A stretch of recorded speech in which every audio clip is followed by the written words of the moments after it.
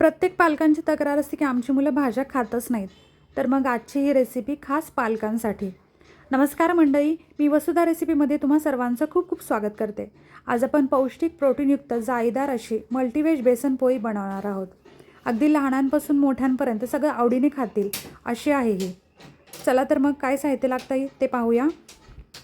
यासाठी आपल्याला 1 वाटी बेसन लागेल, त्यानंतर 1 चमचा मीठ लागेल, अगदी चिमूटभर ओवा लागेल आणि 1 चमचा हळद लागेल.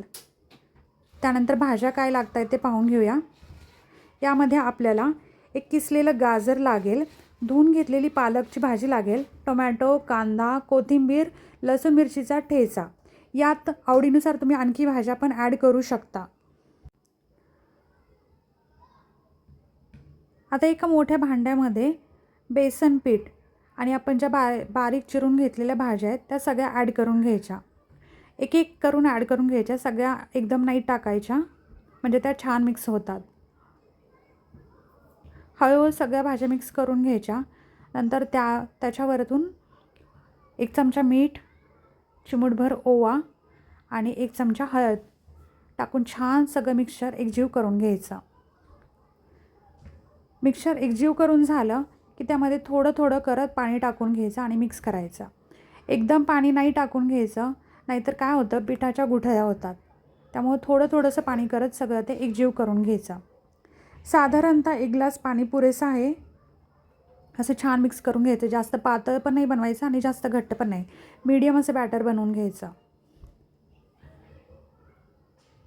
हे असं. त्यानंतर तवा गरम करून घ्यायचा.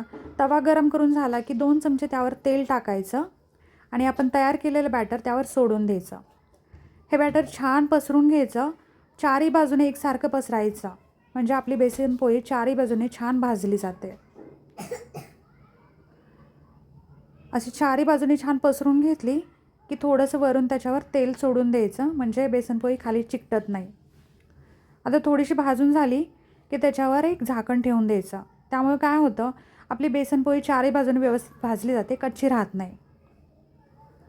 नंतर झाकण काढून दोन्ही साईडनी छान परतून घ्यायची. बघा किती छान जाळी आली आहे.